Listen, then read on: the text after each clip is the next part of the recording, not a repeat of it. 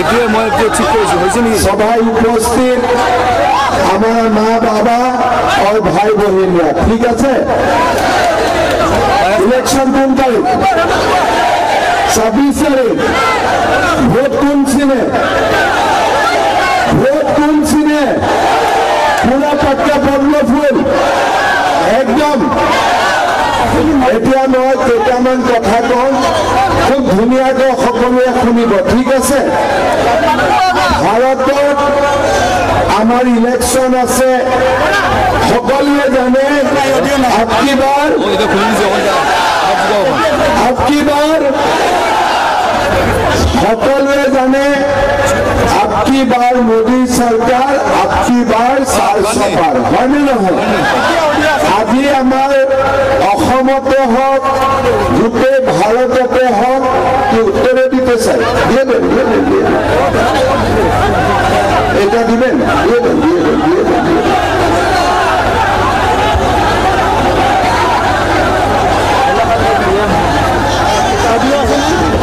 Audio পালে না নাই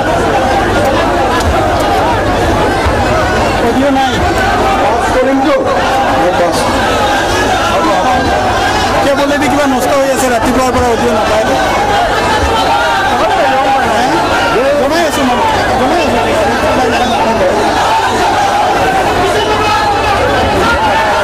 हेलो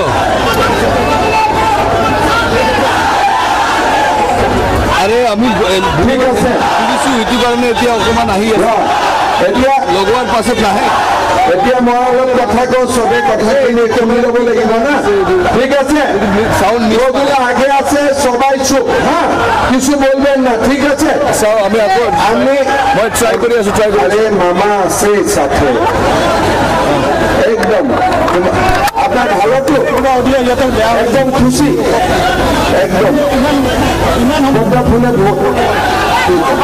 এতিয়া পাইছা পদ্ম ফুলের মাঝখানে ভাস্কৰ কিনারে যাও এখন তুমি অল্প মনে মনে থাকো ঠিক আছে বাস্তুটো লাগাই তোমরা চোখে সামনে থাকো ঠিক আছে বক্সতে লগোৱা আছিল এখন চুপচাপ ঠিক আছে আরে ভাই বেটা তুমি এই জায়গায় আসো তুমি এই জায়গায় চলে আসো হ্যালো ভালো লাগছে না এনাকে পুরা হিরো হয়ে গেলাম আমি বাপরে আচ্ছা মোবাইল না কার তোমার হ্যাঁ তোমার নামটা কি আমার সিস্টেম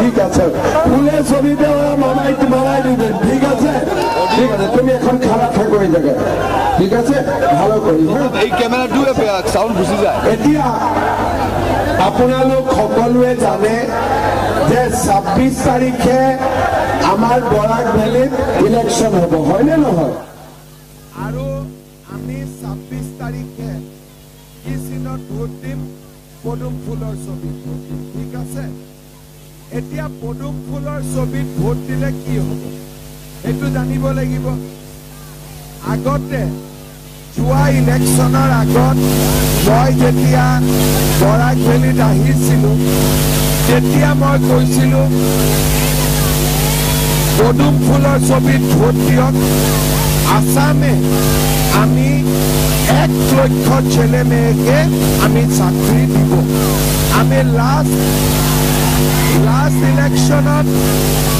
ইলেকশনত মই কৈছিলোঁ যে যদি বিজেপিক ভোট দিয়ে 1 লাখ চাকৰি হ'ব আজি ইলেকশন হৈ গ'ল 3 বছৰ হৈ গ'ল আমি 1 লাখ চৰকাৰী চাকৰি আজি ল'ৰা ছোৱালীক আমি দিয়া কাম কমপ্লিট কৰিম হেল্ল' এতিয়া অসমত চাকৰি কোনে পায় পাইছা নেকি পাইছা ঠেলাৱালা ল'ৰা ৰিক্সা চালকৰ ল'ৰা গৰীব মানুষেৰ ল'ৰা ছোৱালী ছেলে মেয়ে আগত কোনে চাকৰি পাইছিলে ধনী মানুহৰ ল'ৰা দালালক পইচা দিব লাগে এতিয়া গৰীব দুখীয়াৰ ছেলে মেয়ে কাকো টকা দিব নালাগে পঢ়া শুনা কৰি চাকৰি পাব পাৰে এইবাৰ এমপি ইলেকশ্যনৰ আগত আমি 1 লাখ চৰকাৰী চাকৰি দিলো এইবাৰ এমপি ইলেকশ্যন হৈ যোৱাৰ পিছত মই আৰু 50,000 চৰকাৰী চাকৰি দিম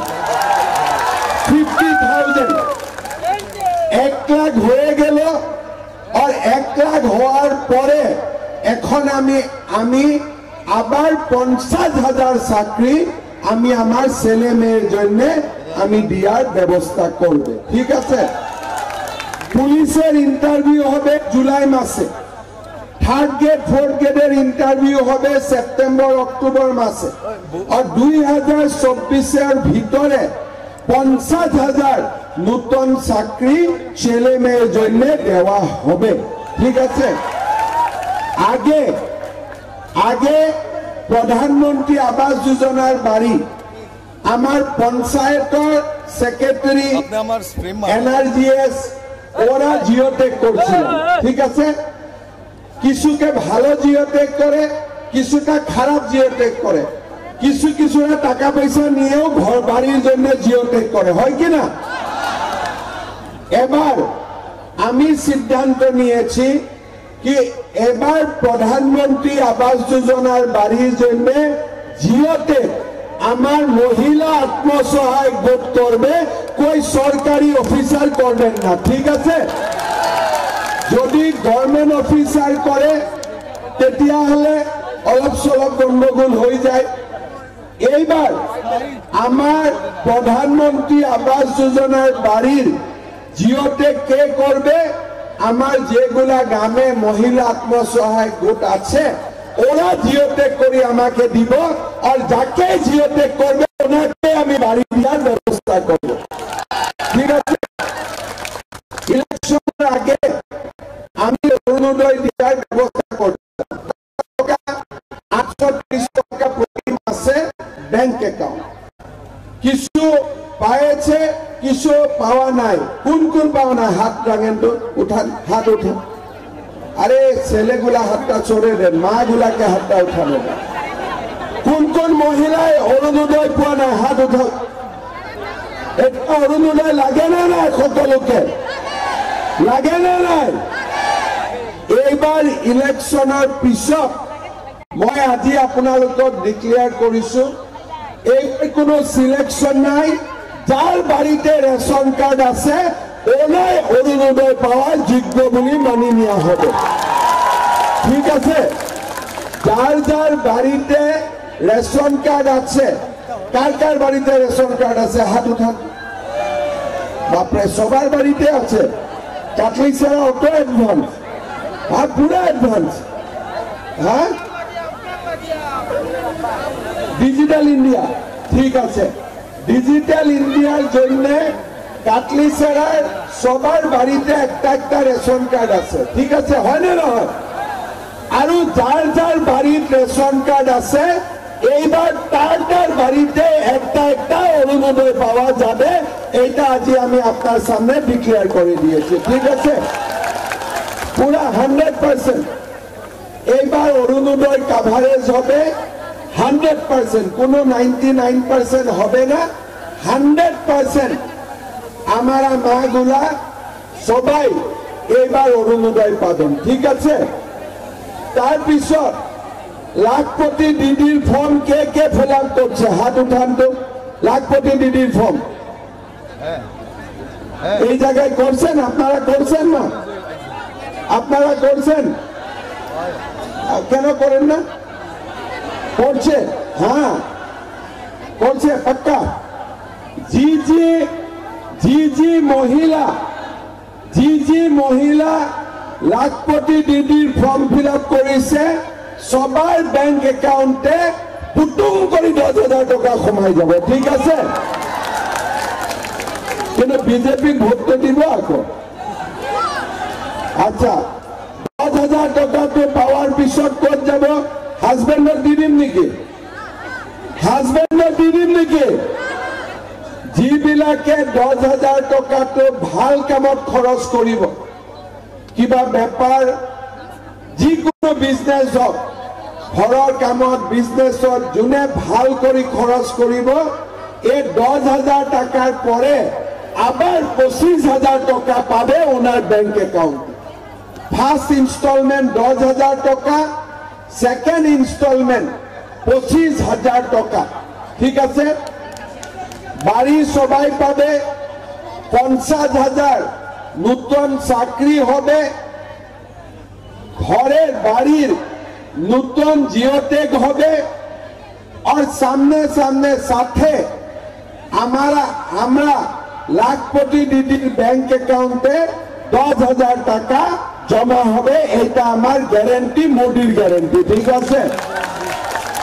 हम गुवाहाटी में बोलता हूँ मजाक से, मोदी का गारंटी साथ में मामा का वारंटी।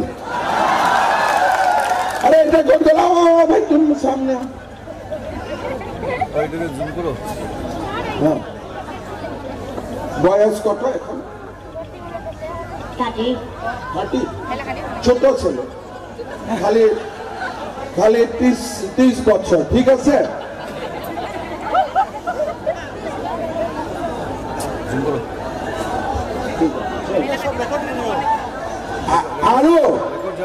আৰু আমাৰ অসমত দুখীয়া মানুহে সবে প্ৰধানমন্ত্ৰী আৱাস যোজনাৰ ঘৰ পাব, অৰুণোদয় পাব, আৰু লাখপতি দিদিৰ বেংক একাউণ্টত টকা জমা হ'ব। এইবাৰ আমি আৰু এটা নতুন স্কিম কৰি আছো। মেট্ৰিক পৰীক্ষাৰ ৰিজাল্ট 20 তাৰিখৰ পিছত মেট্ৰিক পৰীক্ষাৰ ৰিজাল্ট দিব। ঠিক আছে? 5 লাখ ল'ৰা ছোৱালী মেট্ৰিক পৰীক্ষা পাছ কৰে, পৰীক্ষা দিয়ে। 3 লাখ মেট্ৰিক পাছ কৰে, 1 লাখ কলেজত যায়, আৰু 2 লাখ ল'ৰা ছোৱালী কলেজত নাযায়। কিয় কলেজত নাযায়? একটাতো কলেজৰ প্ৰব্লেম আছে, 2 নম্বৰ কলেজত এডমিশন ললে 15,000 টকা এডমিশন ফিজ লাগে, 10,000 টকা আহা যোৱা খৰচা লাগে, 2-3 হাজাৰ টকা কিতাপ কিনোতে আমাক খৰচা লাগে। টোটেল একটা ল'ৰা ছোৱালী যদি কলেজত পঢ়ে, বাবা মাই তাৰ কাৰণে 25,000 টকা খৰচা কৰিব লাগে। ঠিক আছে? গৰিব মানুষে 25,000 টাকা কোৰ পৰা পাব? গতিকে ম্যাক্সিমাম ছোৱালী বা ল'ৰা কলেজত নাযায়, ল'ৰাবিলাকে কামত যাব, ছোৱালীবিলাকক বিয়া হৈ গুচি যাব। এইবাৰ আমি কৰি আছো কি, যে ল'ৰাবিলাকক হওক ছোৱালীবিলাকক হওক আমি কলেজত পঢ়াব লাগিব। ল'ৰাবিলাকৰ ছোৱালীবিলাকৰ এডমিশন আমি ফ্ৰী কৰিম। ঠিক আছে? কিন্তু ছোৱালীবিলাকক যেতিয়া কলেজত এডমিশন ল'ব, ছোৱালীবিলাকৰ বেংক একাউণ্টত আমি চৰকাৰৰ পৰা প্ৰত্যেক বছৰে আমি 10,000 টকাকৈ আমি জমা দিম।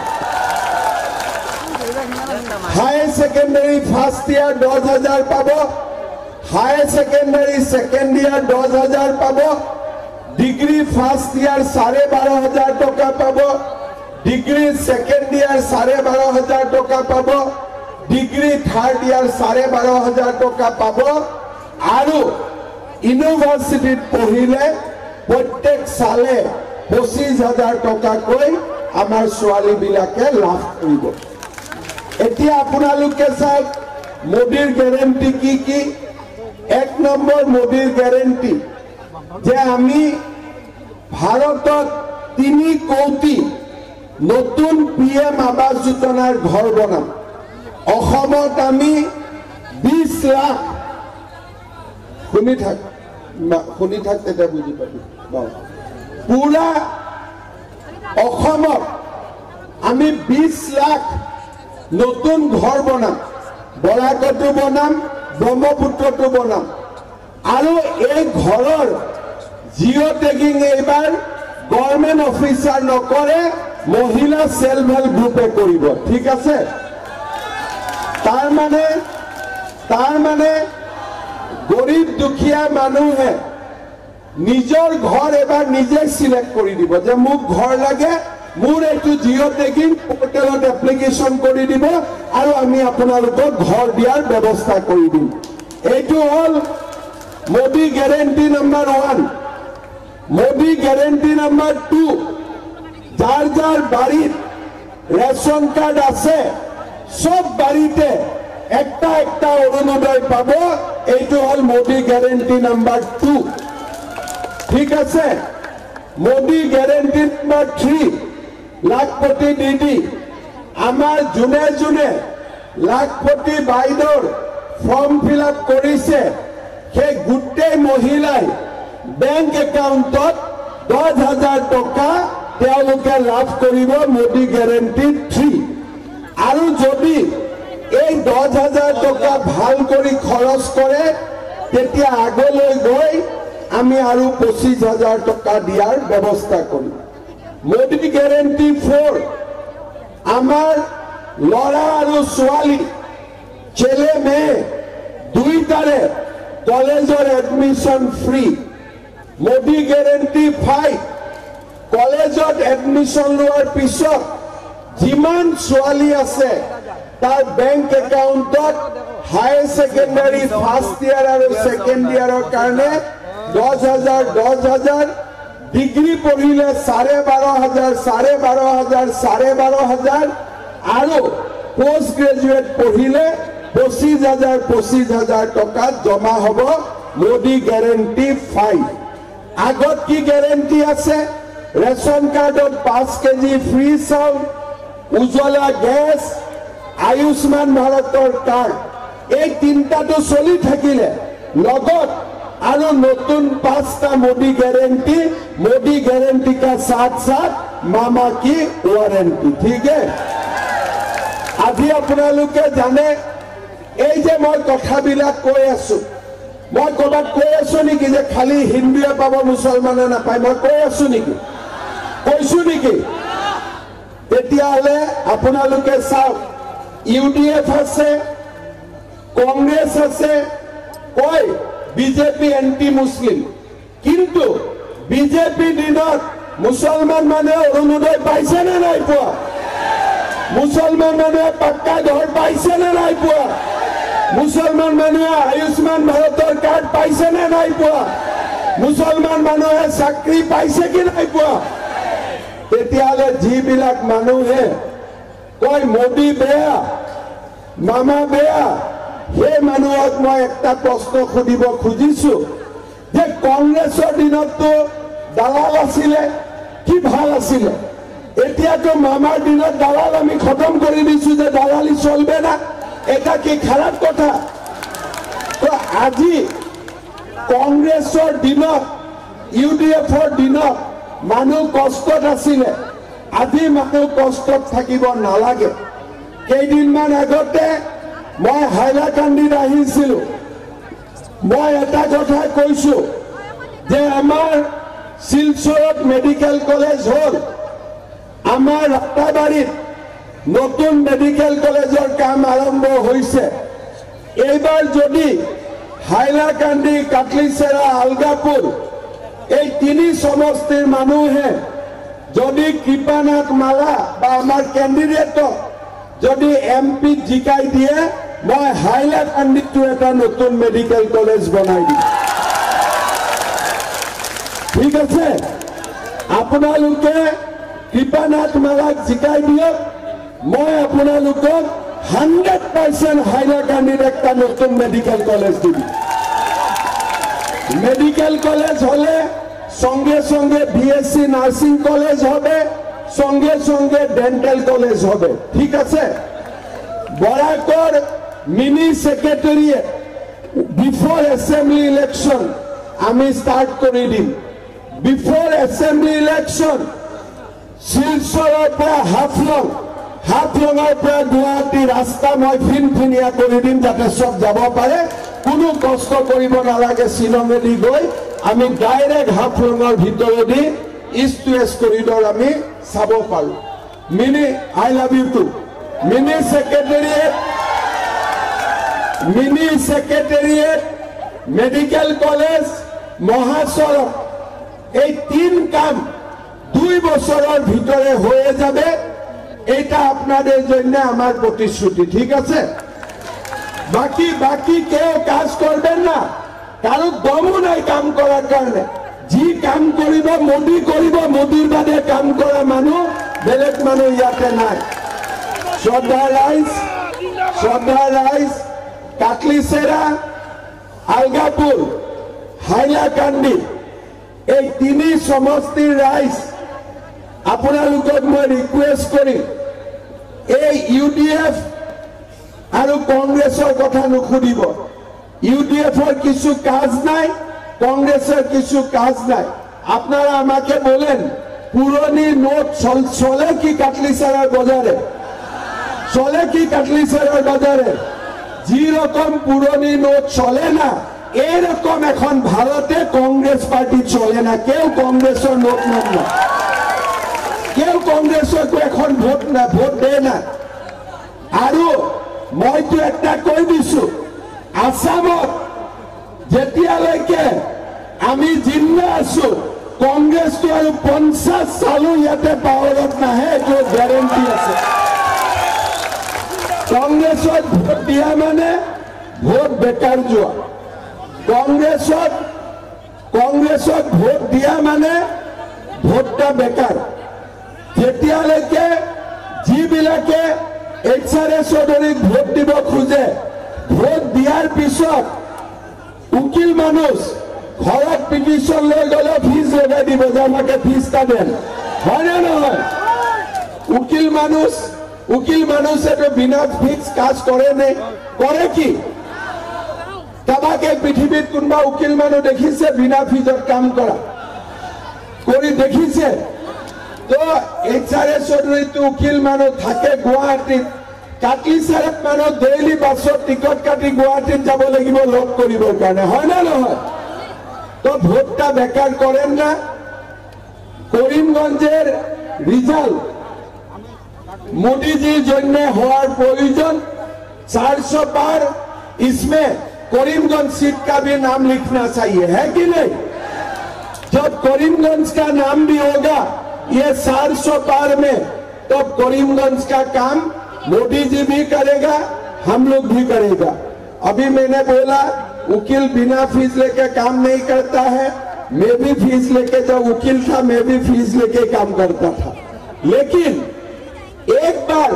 वकील से जब पॉलिटिक्स में आते हैं वो परमानेंटली आते हैं लेकिन हाफिज चौधरी चुनाव का पहले पॉलिटिशियन होता है और चुनाव हार जाने का बाद फिर वकील हो जाता है फिर पॉलिटिशियन होता है फिर चुनाव हार जाते हैं फिर वकील होता है फिर पॉलिटिशियन होता है फिर वकील होता है और दोनों दुनिया में नहीं है उनको वोट देके हमारा कोई फायदा नहीं है थोड़ा दिन पहले वो बोल रहा था उनका दोस्त लोग बातचीत कर रहा था कि हम ईवीएम मशीन हैक कर देगा हम ईवीएम मशीन क्या कब्जा करेगा क्वेश्चन क्या बोला था वो हाँ ईवीएम मशीन रैगिंग करेगा हम हाफिज चौधरी साहब को बोलना चाहता हूं देखो असम में हिमंत बिश्व शर्मा सीएम है बहुत ज्यादा चालाकी नहीं करना है फिर दिक्कत होगा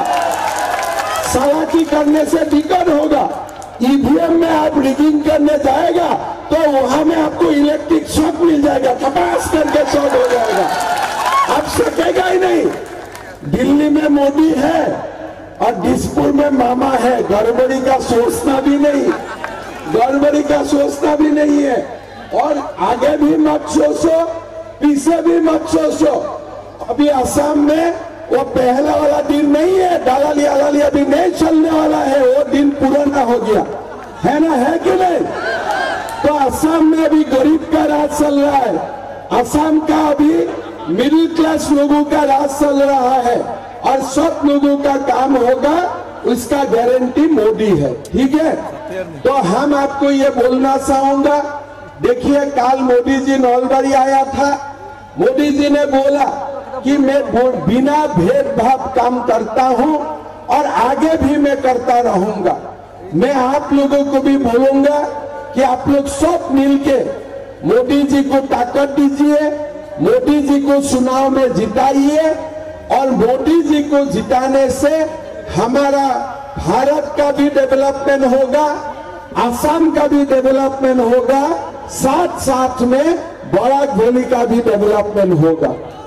आज आप लोग देखिए, जब कोविड आया था वैक्सीन कौन दिया था हम लोगों को? कौन दिया था वैक्सीन हम लोग को? कोविड का समय से आज तक हमें चाउल बिना पैसा में कौन देता है? हमें बीमार होने से आयुष्मान भारत कार्ड कौन देते हैं? सब तो मोदी ही देते हैं। फिर मोदी को वोट देने में क्या प्रॉब्लम है? सबे मोदी को वोट देना चाहिए, है ना? तो इसीलिए अरुणोदय भी मोदी देगा, लाखपति दीदी भी मोदी देगा, गरीब लोगों को नौकरी भी मोदी देगा, सारे कुछ मोदी ही देगा। अभी एक युवा बंधु ने मुझको पूछा था, सर लड़का के लिए क्या है? ठीक है ना? तो मैं एक अच्छा स्कीम में बताता हूं। हमारा तो पहले मैंने ये बोला था कि 1 लाख मैं नौकरी दूंगा और वो मैं दे दिया। अभी सुन लो, फिर बाद में बोलेगा हम लोग का खबर ही नहीं हुआ। देखो ये मामा को बहुत बढ़िया फोटो दिया है, सब तारीफ। तुम्हारा नाम क्या है बेटा? विशाल दास। ठीक है से विशाल दास के हमारे धन्यवाद। ठीक है से हाँ, सब विशाल दास के लिए ताली मारिए। अभी मैं एक अच्छा स्कीम बोलने वाला हूं। 1 लाख मैंने बोला कि मैं नौकरी दूंगा, मैंने नौकरी दे दिया। आज मीटिंग में बोला कि और 50,000 लड़का लड़कियों को नौकरी मिलेगा, लेकिन ये 1.5 लाख हो जाने का बाद भी हमारा तो बहुत बेकार लोग रहेगा हमारा बीच में। उनके लिए हम एक स्कीम निकाला है, इसका नाम है आत्मनिर्भर असम। मतलब क्या है? Self reliant Assam. जैसे मोदी जी बोलता है ना आत्मनिर्भर भारत, ऐसे हमने स्कीम चालू किया हो आत्मनिर्भर असम। उस स्कीम में अभी हमने पोर्टल खोला था, 2 लाख लड़का लड़कियों ने अप्लाई किया। इलेक्शन का बाद में और इसका पोर्टल खुला जाएगा, उसमें आप लोग अप्लाई करने में बिजनेस इंडस्ट्री छोटा मोटा काम करने के लिए हम युवाओं को 2 लाख रुपया फ्री देते हैं। हम कोई लोन नहीं देते, फ्री देते हैं। इसमें 1 लाख रुपया रिटर्न देना है 5 साल का बाद, महीना 2000 का किस्ती में, और 1 लाख रुपया रिटर्न भी नहीं देना है। तो युवाओं को नौकरी भी मिलेगा और युवाओं को 2 लाख रुपया का सहायता भी मिलेगा। तो अभी असम में नौकरी लेना है, काम करना है, कॉलेज में पढ़ना है, साथ साथ में मिलके हम लोग को सबका साथ एक साथ रहना है। बराक में भी डेवलपमेंट हो रहा है, ब्रह्मपुत्र में भी डेवलपमेंट हो रहा है और सारे कम्युनिटी का बीच डेवलपमेंट हो रहा है। भाई और बहनों, मैं आप लोगों को रिक्वेस्ट करूंगा कि अपना वोट यूडीएफ और कांग्रेस को देके बेकार मत कीजिए। कोई लोग यहाँ में फेसबुक करता है कि भाई कांग्रेस को वोट दो, यूडीएफ को वोट दो। ये सारा फेसबुक मेरा साथ है, मैं बाद में देखूंगा, उनको मैं घर में बुला के चाय पिला के पूछूंगा, भाई तुमको क्या किया था? कांग्रेस ने क्या दिया था? घर दिया था, चावल दिया था, क्या दिया था? बराक वैली को कांग्रेस ने खाली दलाल दिया था और कुछ नहीं दिया था इतना साल में। तो जो ज्यादा फेसबुक कर रहा है, ज्यादा वो लिख रहा है कि कांग्रेस को वोट डालो, कांग्रेस को वोट डालो, बाद में सबको मेरा घर में मैं चाय पीने के लिए बुलाऊंगा और उसको मैं पूछूंगा, भाई कांग्रेस ने आपको क्या लॉलीपॉप दे दिया, कांग्रेस ने क्या किया? हम खुद कांग्रेस में 20 साल था। कांग्रेस जैसा बेकार पार्टी दुनिया में और कोई नहीं है। मैं तो 20 साल कांग्रेस में रहा। कांग्रेस का समय हम लोग को क्या मिला था? कोई अरुणोदय स्कीम आया था, कोई मकान आया था, कोई फ्री राइस आया था, बिना पैसा में सरकारी नौकरी मिला था। तो क्यों कांग्रेस को वोट देना है भाई? तो ये कांग्रेस ने हमें क्या दिया था? खाली दलाल दिया था और कुछ नहीं दिया था। काटली सरा तुमको सब डिवीजन चाहिए, चलो दे दिया, लेकिन टीपा माला जितना पड़ेगा। एक्चुअली हर कॉन्स्टिट्यूएंसी में एक एक सब डिवीजन होगा। काटली सेरा में होगा कि अलगापुर में होगा, यह चुनाव का बात। जो काटली सेरा में उसको ज्यादा प्यार करेगा तो काटली सेरा में, अलगापुर ज्यादा प्यार करेगा तो अलगापुर में, ठीक है? काटली सेरा ऐसा तो मीटिंग देख के मुझको लग रहा है कि काटली सेरा मुझको ज्यादा प्यार करता है ना? चलो ये चुनाव का बात बोलना है, सब हो जाएगा। सेंसस भी चाहिए, ठीक है, वो भी हो जाएगा। हाँ हाँ, होएगा भी तो गुवाहाटी रेल वो हो रहा है। अभी रेल कहां तक आ गया? बदरपुर तक आ गया। अभी भैरवी तक हो जाने से कटली सेरा का लोग भी जाना पड़ेगा गुवाहाटी ना, बढ़िया। तो वो भी मैं सुन लिया। आप लोग का समस्या में और सुनूंगा। 26 तक हमारा भी चुनाव है। मैं काटली सेरा में आते रहूंगा और काटली सेरा में आप लोग का साथ मिलके एक साथ काम करूंगा। लेकिन फिलहाल सबको मोदी जी को जिताना है, ठीक है? सबको मोदी जी को जिताना है। जिताना है कि नहीं? जिताना है कि नहीं? मोदी जी को जिताना है कि नहीं?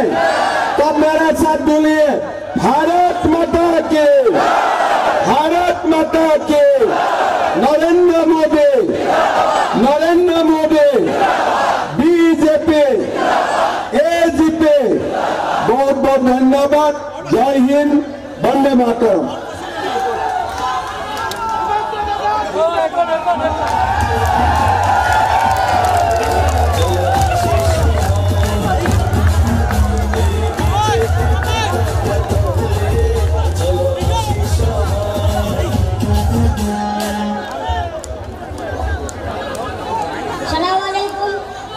नमस्कार। हेलो कर दो। আজকের উপস্থিত সভাপতি আমার মূলত আমাকে একজন সবাই বিজেপি ঐক্যপূর্ণের চিহ্ন, এটার প্রতিভা চেষ্টা শান্তি।